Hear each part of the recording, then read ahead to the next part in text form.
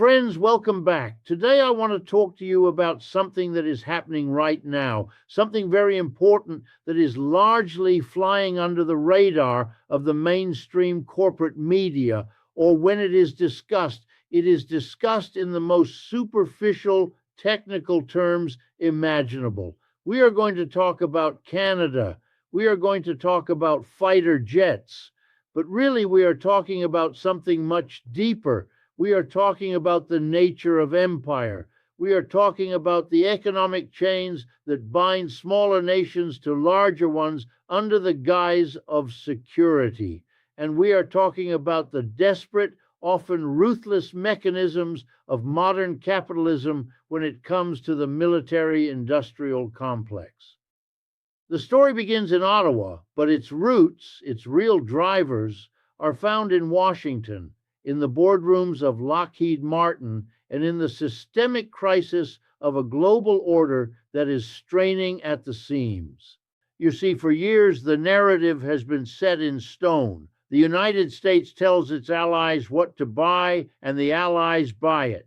This is not just a military arrangement, it is an economic tribute system. It is a way of recycling the wealth of nations back into the American defense sector. And for a long time, Canada, like many other NATO members, was expected to play its part.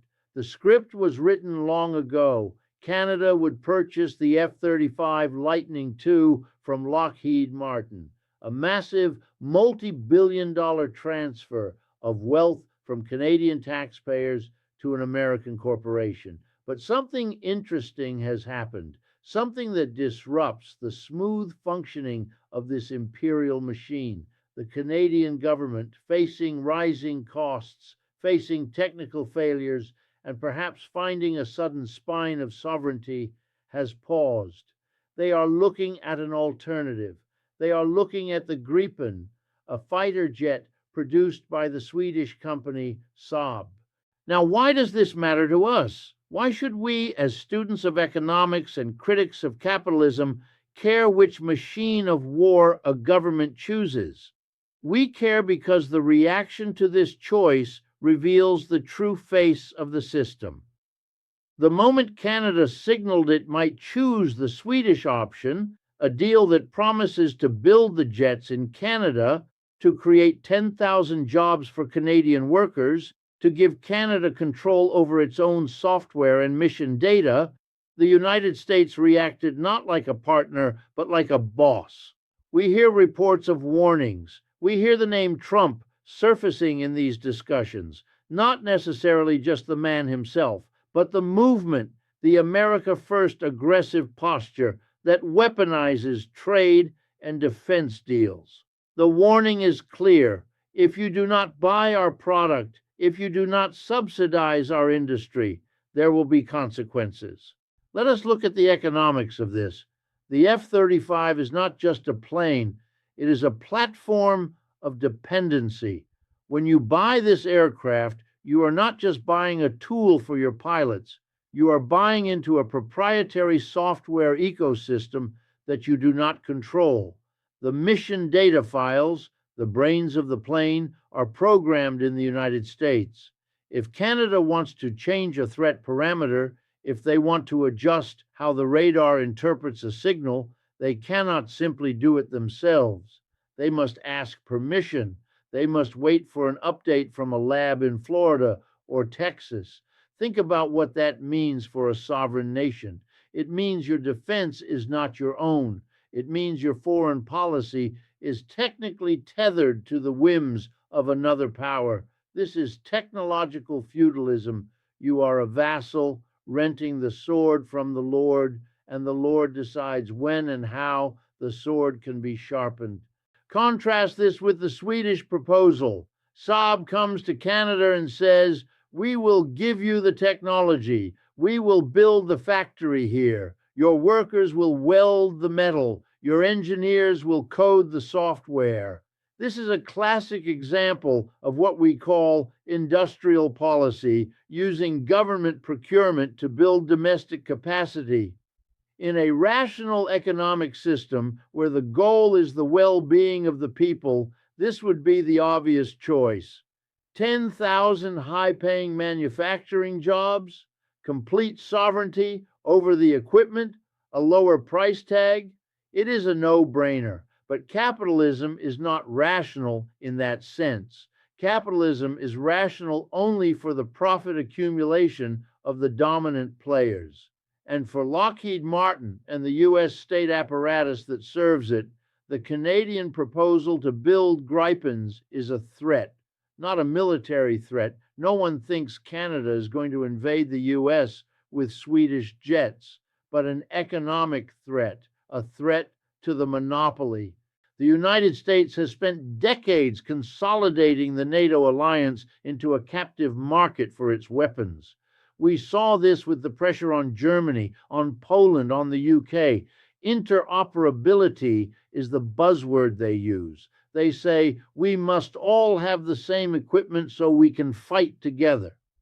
It sounds benign, it sounds practical, but interoperability is often just a euphemism for monopoly.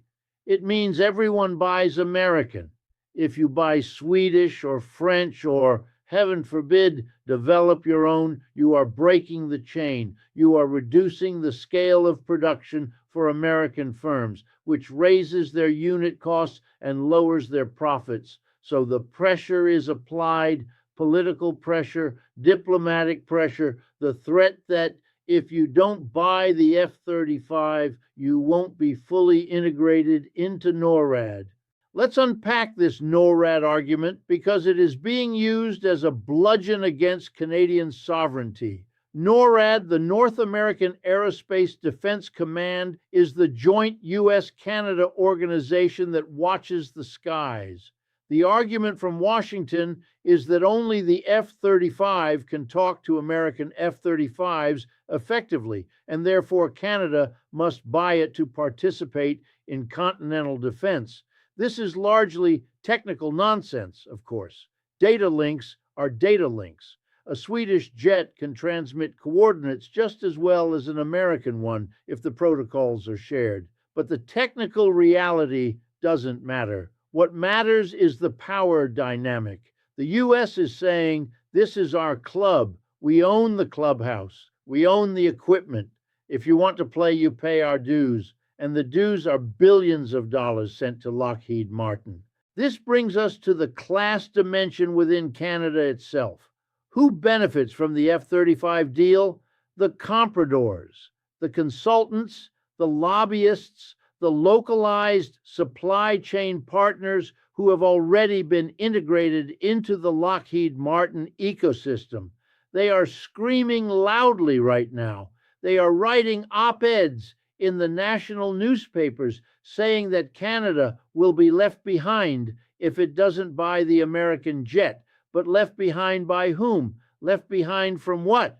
They mean left behind from the imperial project. They mean Canada might actually have to stand on its own 2 feet. On the other side, consider the Canadian working class. The Saab proposal offers direct, tangible employment, manufacturing jobs, the kind of jobs that have been gutted by 40 years of neoliberal globalization, the kind of jobs that sustain communities. If the Canadian government rejects this offer, they are effectively saying to their own workers, your livelihoods are less important than pleasing the generals in the Pentagon and the shareholders on Wall Street. It is a stark illustration of whose interests the state really serves. Does the Canadian state serve the Canadian people, or does it serve the interests of global capital and the American hegemon? The decision on these jets will give us the answer. We must also consider the geopolitical context. We are living in a time of shifting alliances and cracking hegemonies. The United States is anxious. It sees China rising. It sees the global South asserting itself. It sees the BRICS nations expanding. In this environment of anxiety, empires do not become more generous. They become more demanding. They tighten the leash on their subordinates. The warning from Trump, and let's be clear, this sentiment is shared by the Biden administration, even if the rhetoric is softer, is a symptom of this anxiety. They cannot afford to let a major ally like Canada defect from the procurement bloc. It sets a bad precedent. If Canada can say no to Lockheed Martin, maybe others will too. Maybe the whole house of cards, built on forced consumption of American arms, starts to wobble. The consequences being whispered about are significant. We hear talk that the U.S. might take over the defense of the Arctic if Canada doesn't buy the right plane. Think about the arrogance of that. The U.S. military patrolling Canadian sovereign airspace because Canada chose a different vendor for its airplanes. It exposes the hollowness of the term ally. An ally is a partner. A protectorate is a territory you defend because you own it. The U.S. is treating Canada not as an ally, but as a resource-rich protectorate that needs to be managed. And this management requires the F-35 as the tool of control. There is a historical echo here. We have seen this before. In the late 1950s, Canada developed its own advanced fighter, the Avro Arrow. It was, by all accounts, superior to anything the US or Britain had at the time, a triumph of Canadian engineering. And what happened? The program was canceled, destroyed. The prototypes were cut apart with blowtorches. The blueprints were lost or destroyed. And who benefited? The American aerospace industry, which absorbed the engineers and sold Canada the Beaumark missile and later American jets. The cancellation of the Arrow is a national trauma in Canada, a symbol of lost potential. And now history is rhyming. Here is a chance to rebuild that capacity, not with a purely indigenous design, but with a partnership that transfers the know-how. And once again, the pressure from the South is overwhelming. The Swedish model itself is worth a moment of our attention. Sweden is a small country, much smaller than Canada in population, yet it maintains a robust, independent defense industry. How? Because it made a political decision that independence was worth the cost. It decided that it did not want to be reliant on superpowers. The Gripen was born of this necessity. It is designed to be maintained by conscripts on snowy roads, not just by specialized contractors in pristine hangars. It is designed for the reality of harsh climates and distributed defense. In many ways, it is the perfect plane for Canada's geography. But capitalism does not care about geography. It cares about market share. The F-35 is a flying computer, a luxury good of the military world designed to project American power globally, not necessarily to defend a specific border efficiently. When we look at the cost overrun, the story gets even more classic. The F-35 program is the most expensive weapon system in human history. Trillions of dollars over its lifetime.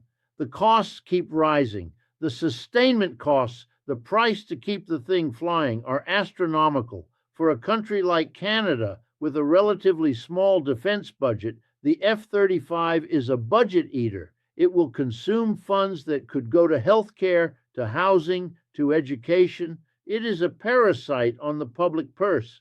The Saab offer comes with a fixed price, a guarantee. Here is the cost. We will not go over it.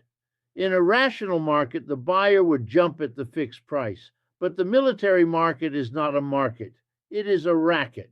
The U.S. says the price is what we say it is, and it will change when we say it changes, and you will pay it because you have no choice.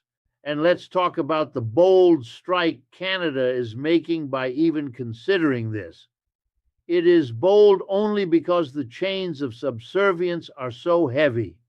The fact that a sovereign nation conducting a competitive tender process is seen as a shockwave to Washington tells you everything you need to know about the entitlement of the American empire.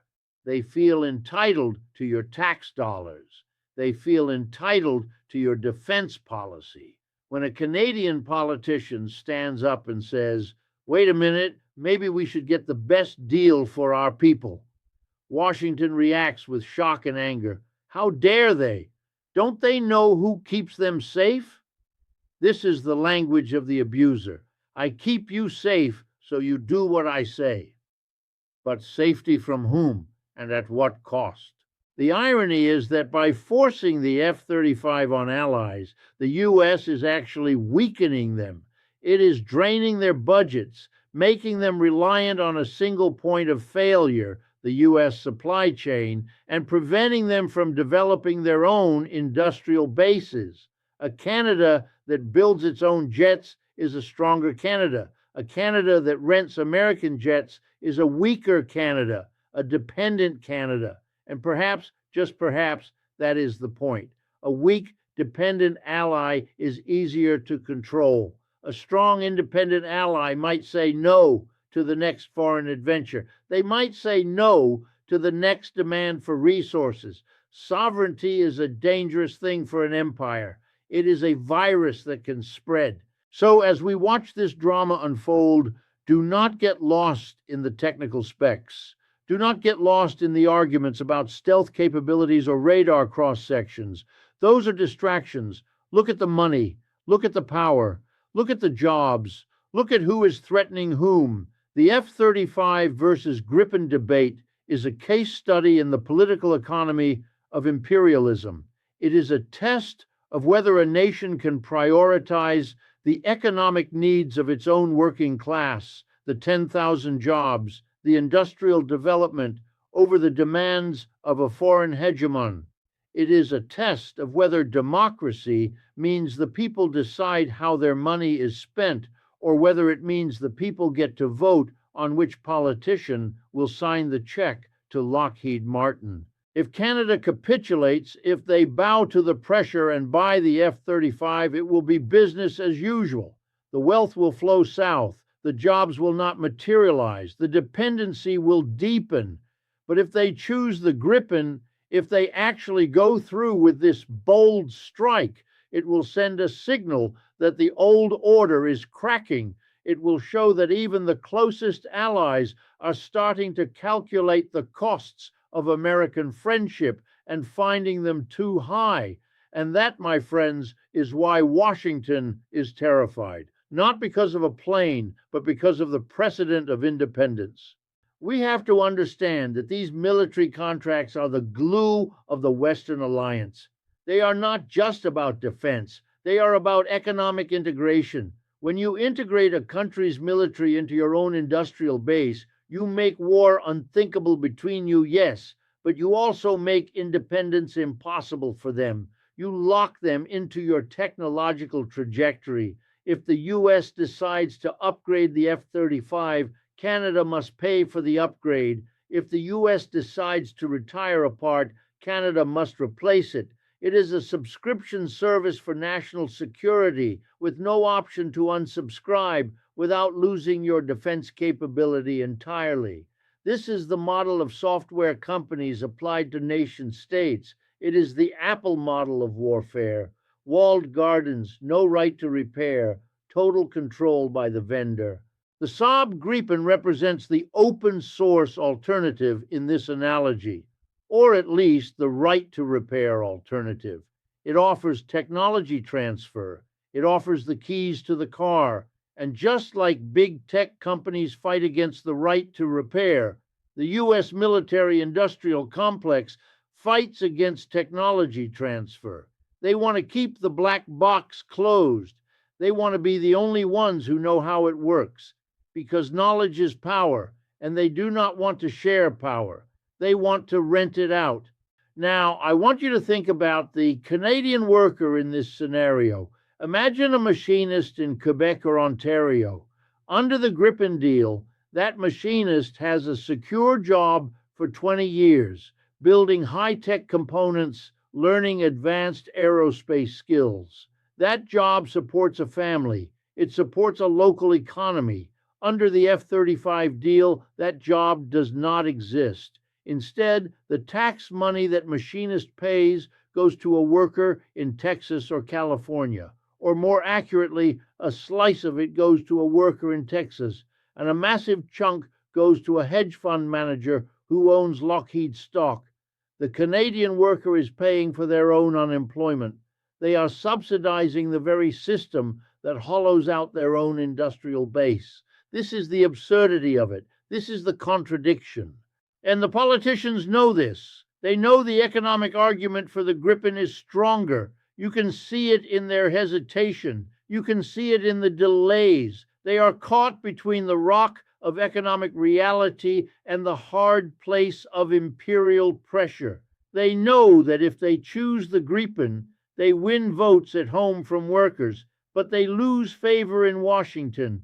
They risk trade tariffs. They risk diplomatic snubs. They risk the wrath of the empire. And for a Canadian politician trained to see Washington as the center of the universe, that is a terrifying prospect. It takes courage to break with the empire. And courage is a commodity in short supply in modern liberal politics. But the pressure is mounting from below, too. The cost of living crisis is hitting Canada hard, just like it is hitting the US and Europe. People are asking why billions are being spent on jets when housing is unaffordable. If you are going to spend the money, the argument goes, at least spend it here. At least let the money circulate in our own economy. This creates a political opening. It makes the sovereignty argument not just an abstract nationalist point, but a concrete economic demand. Buy Canadian or Build in Canada becomes a rallying cry that unites the left and the right against the neoliberal center. The warning from the US about patrolling Canadian airspace is particularly revealing. It implies that Canada is incapable of defending itself without American help. It is an infantilizing argument. You are too small, too weak, too backward to handle your own security. Let the big boys handle it. But Canada is a G7 nation. It has a skilled workforce. It has resources. The idea that it cannot build or maintain a fighter fleet is a myth manufactured to sell foreign weapons. It is a psychological operation designed to induce a sense of helplessness. You need us. That is the message.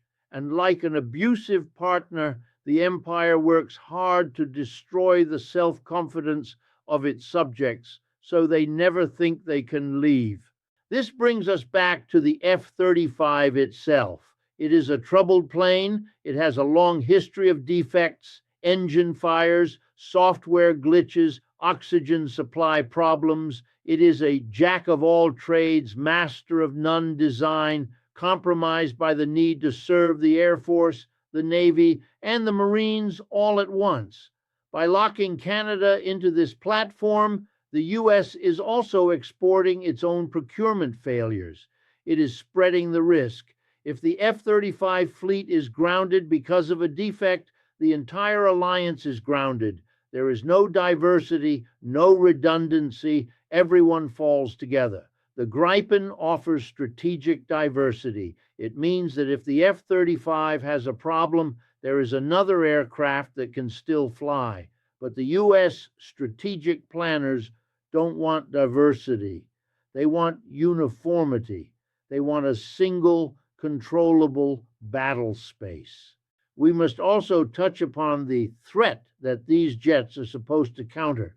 Russia, China, the Arctic is melting, yes, and opening up new trade routes and resource claims. There is a need for patrol. But does patrolling the Arctic require a stealth strike fighter designed to penetrate sophisticated air defense networks on the other side of the world? Or does it require a robust, reliable, long-range interceptor that can operate from frozen runways? The F-35 is a Ferrari. The Arctic needs a Land Rover. The Gripen is much closer to the Land Rover. But the U.S. is selling Ferraris, so Canada must buy a Ferrari, even if it has to drive it on a gravel road. It is the mismatch between the tool and the task that exposes the commercial rather than strategic nature of the deal.